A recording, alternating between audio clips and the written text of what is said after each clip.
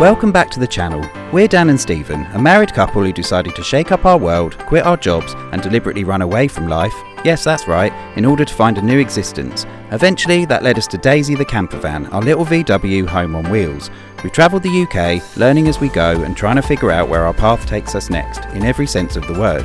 In this video we continue to explore East Anglia in the heart of winter. So sit back, relax and come along dear!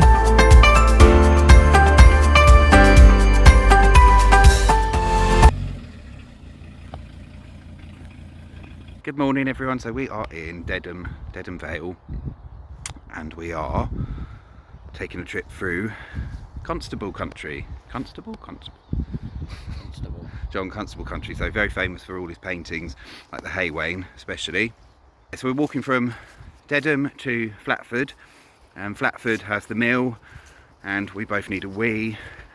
And we're going to hopefully get some, we're just walking in the field at the moment and it is really muddy, but hopefully we're going to get some actual walks along the side of the river, and we're going to do a circular walk which should bring us back to Dedham village. We've reached an obstacle, lots of mud which we were warned about. We haven't got Wellington boots on. This, I actually thought that was a bit of concrete, that goes up to your ankles if not higher.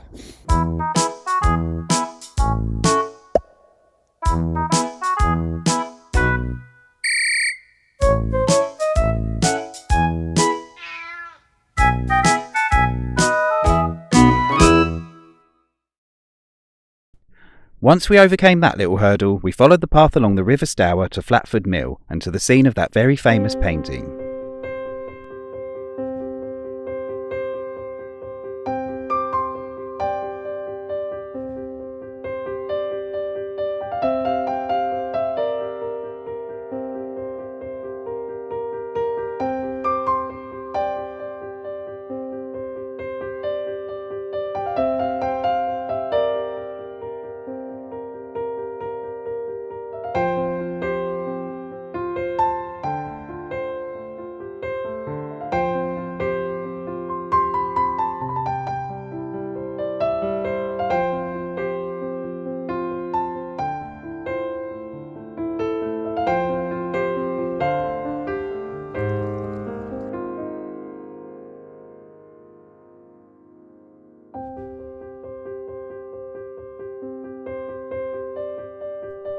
Of course, it doesn't look quite the same here, but then it is winter, and 200 years later.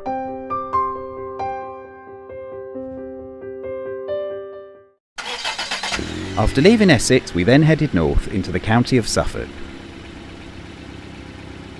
Morning!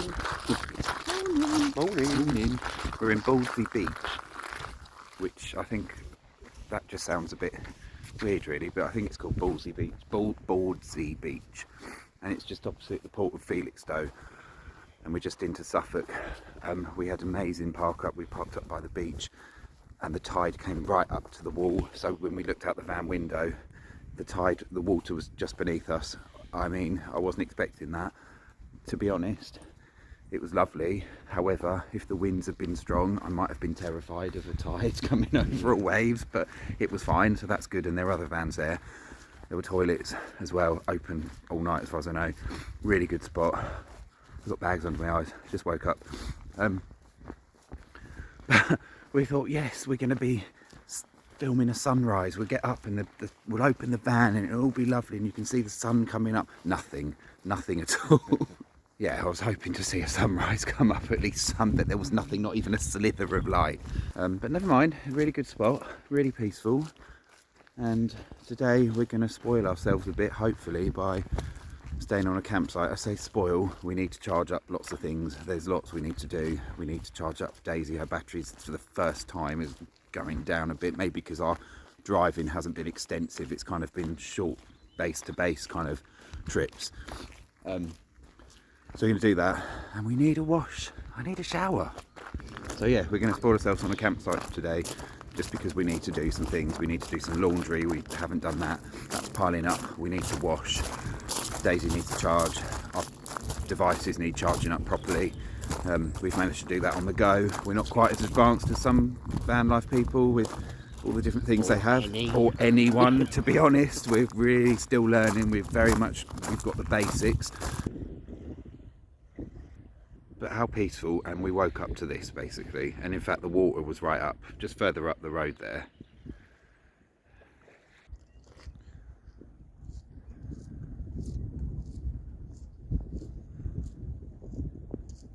So we've just found the ferry information. Obviously it stopped about 3 months ago. So it's literally April to September, just a seasonal thing. I thought it would be. Yeah. I can't see much demand for a ferry across to Felixstowe and back and forth at this time of year. But good to know. What does that say? Ferry one runs every day, 10 till 5 o'clock. And £5 return, which ain't bad, because obviously this is a really quiet, isolated spot, and Felixstowe is a big town and port, so you could go over there and do a lot potentially. I think the distance after that is quite a walk. We then took a stroll on the Suffolk Heaths area of outstanding natural beauty, but not before trying to learn, with questionable results, some basics like looking at the camera lens.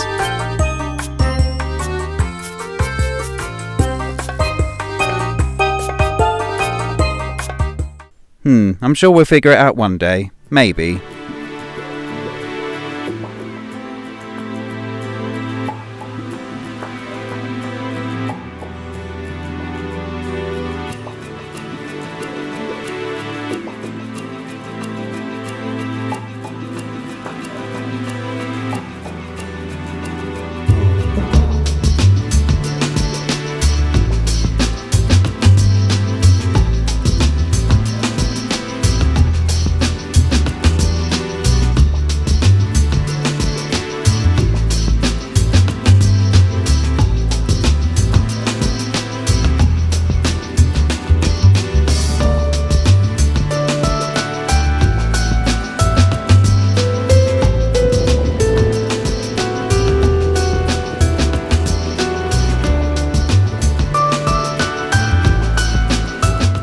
A few hours later we took an evening stroll on a deserted beach, one of the best things about winter, and here's where it gets confusing because we didn't film everything, so bear with us.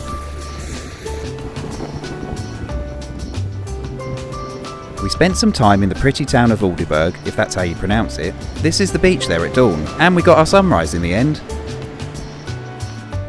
And then went to visit the crabbing village of Walberswick. Here's the famous crabbing bridge.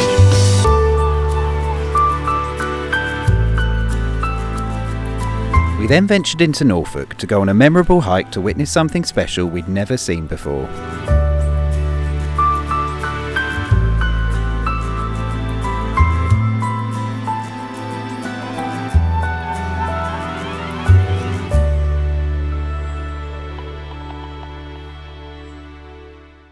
Good morning, so we're up and I've had probably the better nights. No, I haven't. I've had a funny night's sleep, but for some reason I feel like I've slept well. That's a bit of a contradiction, so pointless information. We've had a funny few days. We haven't really been able to do too much exploring. We did some work yesterday, so we were starting one of the courses we're going to use to hopefully translate into some work further down the line. Maybe, maybe not, but it's an option, it's an avenue.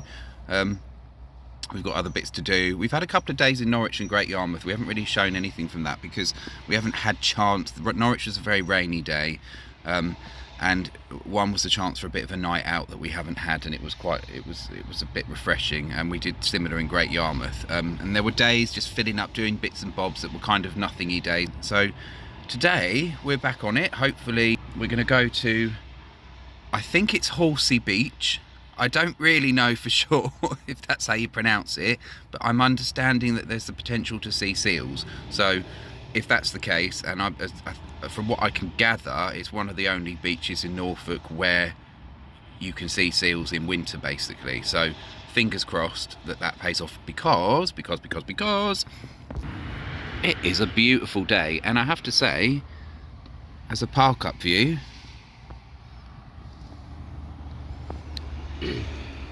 that's not bad, is it? Could be a lot worse than that. I mean, plenty of condensation and ice on the window, but we don't worry about that. Just open the door, there we go. And what a beautiful spot, except except. Da-da-da. Oh, it's a lay-by. But nothing wrong with that. The traffic really died down in the night, but yeah, what a lovely, this is nice. And obviously with the window and door on this side, I feel quite isolated, and I assumed there'd be loads of cars here last night and this morning, but nothing really. There's a lorry down there, hardly anything at all. So yeah, a good spot. And as Stephen's just pointed out, it's a safe lay-by. We like that because obviously it's off the main road and there's a barrier in between, so you've got the trees, a bit of grass, just a bit of a guard between you and the actual main road. So one, you can't really be seen, and two, it just feels a bit safer.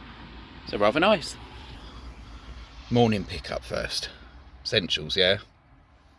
Yeah. Oh. And as Stephen also pointed out, I have to say, that as a view is a reminder that the sun is there, it does exist, it won't always be winter, and we will get through this and we will come out on the other side with lovely weather. But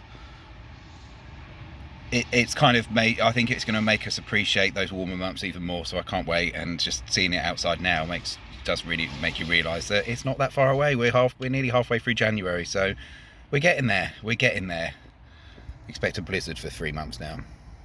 Okay, so we're at Horsey Windmill pump. This seems weird saying that. Is it Horsey? Do you say it? I don't know. So we're at Horsey Windmill. It's a windmill, okay, of sorts.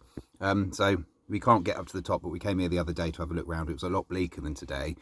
We're going to get on to Horsey Gap, where you can hopefully see the seals, which will be great. It is a half an hour walk. There is a car park nearby, but it said no motorhomes. We're not really a motorhome, but obviously we didn't want to drive down there and have problems. No large vehicles. Yeah, no large vehicles. But that's okay. You know, we're at a car park, we're at the windmill. It is a half an hour's walk. 26 minutes it says. And it is a bit muddy, but it is a really nice day outside. So hopefully we're going to get down there and have a good time and see some seals. And it was very cold last night, so the ground might be a bit frozen. Yeah, it was freezing last night, so maybe it is a bit more frozen over. So much for frozen mud. It isn't muddy and gross. I mean, at least the sun's out, right? Okay, I'm going to get myself across. Oh, it's very pungent. I think this is the worst bit. I mean, I do hope, but I feel like it's the worst bit. See, it's already getting better. We're fine, right? Oh God. Yeah, it'll be alright. So you get to the next bit and the next bit.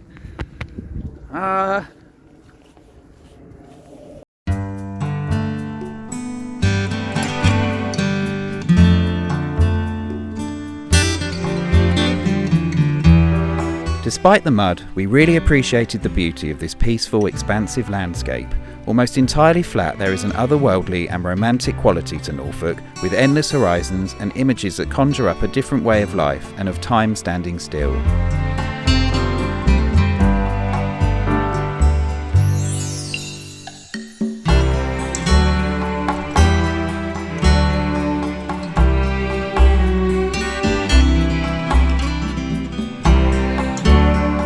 Eventually, we found what we came here for. Okay, fact time. What percentage of the world's grey seal population is in Britain? It's 40%. That's pretty staggering, I think. Okay, so we've just got to the top of the official viewing platform where the seals are, and oh my God, it is so lovely to see. When I saw a seal pup, I thought it was an adult. And because it's so big, but it's not, and obviously the adults are even bigger, and they're just everywhere, these sort of giant lumps, elongated lumps lying on the beach. It's amazing. Some of them are sleeping, some of them are just sort of flopping about, some are making their noises. So to actually to see all these seals, things I've never seen in the wild before, is something a bit special, I think, because they only come to this beach in the winter, so we've just got there in time basically. So I think by February they kind of start disappearing from this beach. They're all spread out, but it's such a nice sight to see.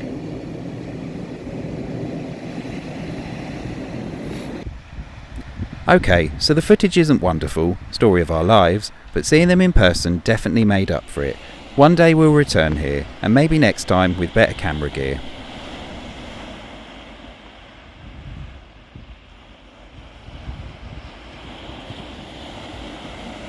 Probably rested after collecting food. I think some are still going in and out.